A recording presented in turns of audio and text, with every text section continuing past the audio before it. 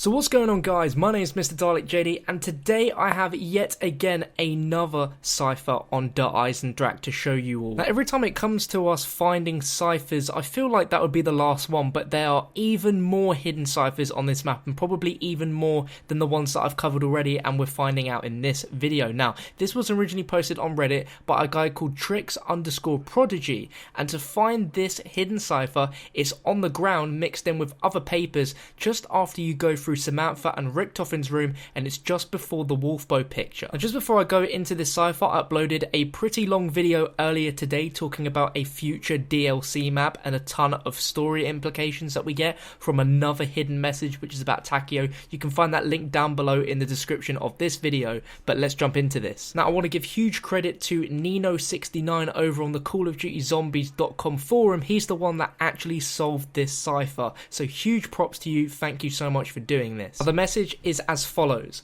After the great battle, they stood up on the mound. Their light shone down and cleansed all the sickness for as far as the eye could see.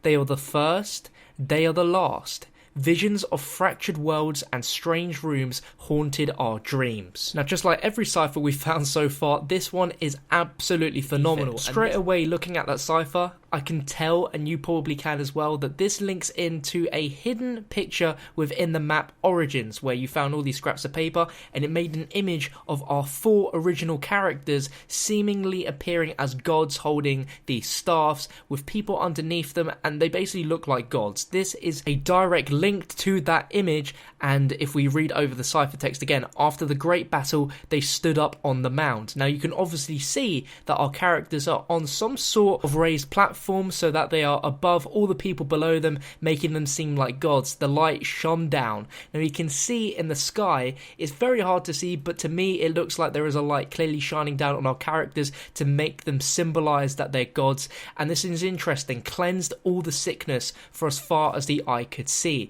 Now, this brings up some huge clarification to this actual image, because before we didn't really understand it too much. We still don't now, but this gives more clarity to it, and these people that are surrounding our characters are sick, and the fact that they've won this great battle insinuates that because of that, the sickness is cleansing all of these people around, which is why the people are literally bunched up together trying to get as close to the characters as possible. There's been other instances in zombies where there's been some sort of cleansing mechanic, particularly in Shadows of Evil as the most memorable one from recent times, where in one of the steps, of course, if you didn't cleanse yourself, this sickness would eventually take over your character and you would eventually go down. Not exactly related to this, but I thought it was interesting to point that out anyway. You might be wondering, what great battle are they talking about in the cipher? Well, if we go back to Shadows of Evil, in the Pack-a-Punch room, there's actually walls that you run on, and that's not just any old wall. There's actually a texture on there of our 4 original characters in a great battle. We see our original 4 characters all wielding their own individual staffs, and they're fighting against the Apothicons, which include creatures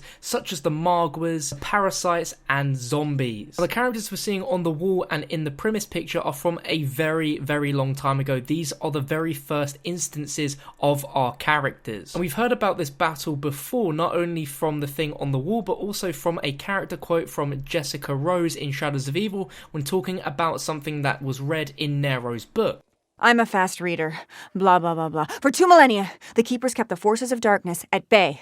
That power is always dormant, just waiting to be awoken, just as it was on the battlefields of the Great War. That quote's talking about the Keepers that we have in Shadows of Evil and EISENDRACHE fighting alongside our characters to defeat the Apothicons. Now, from that quote, you can tell that that was a long, long time ago, like 2 millennia ago. So this picture of our characters is the original first instances of our characters after coming out of this great battle. Now, looking more into the cipher message, it says, they are the first, they are the last. Now, this is extremely interesting because, as we know from the picture, and of course the translation of PRIMIS, that means first. So these characters we're seeing are the first, and we have the exact same characters in our current zombies timeline. Now, this is really interesting because I think that it's referencing that those characters back then were the first, but the ones we're playing with right now, they could be the last, or maybe talking about their kind of like alternative versions that we have to go around and kill. I really hope they don't mean it that our characters that we're playing as right now are going to be the last time we see the characters, but they could be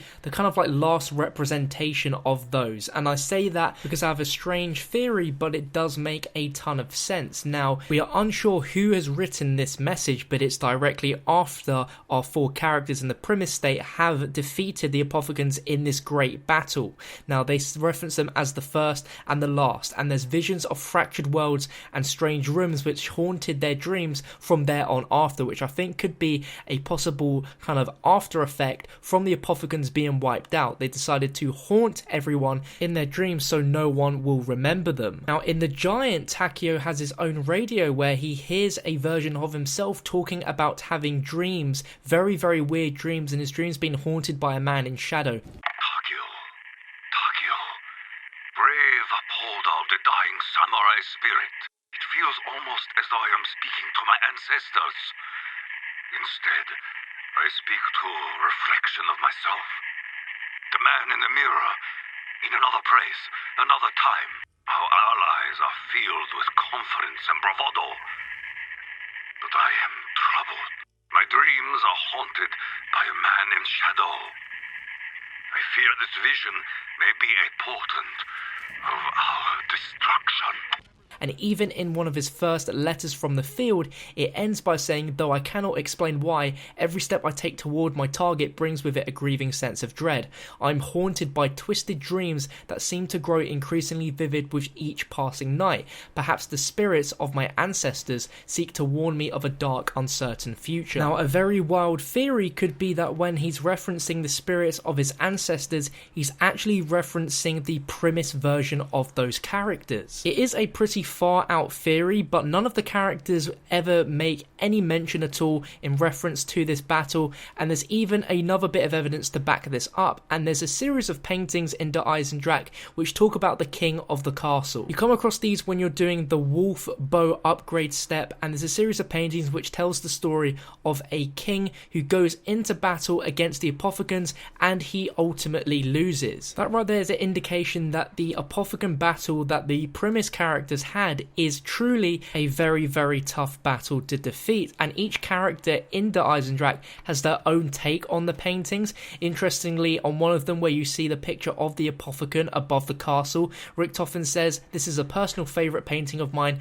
Last time I saw this was when I picked up the key," which is obviously in reference to Shadows of Evil. But Takeo, I've heard many tales of such creatures. I fear there may be more than just folklore. So there's that bit there of Takeo kind of using his conscience and hindsight there. But the other characters say, what is that thing? We will not fight that, will we? And they say war is hell, but this looks like a war with hell. With the image of the king dead, Dempsey says outnumbered and outgunned, not even his big ass dogs could protect him. Nikolai says this isn't really an uplifting story. Takeo says no mortal could hope to achieve victory against such evil, and Richtofen says battling that particular evil only ever has one outcome. So they literally managed to change the history of events there by actually defeating the Apothicon race. Now, if the people of that time during the Great Battle suffered really weird dreams of fractured worlds and strange rooms, then why is Takeo in the 1900s getting the exact same dreams? He is always referencing his ancestors as well, and if the ancestors were just the Primis version of himself,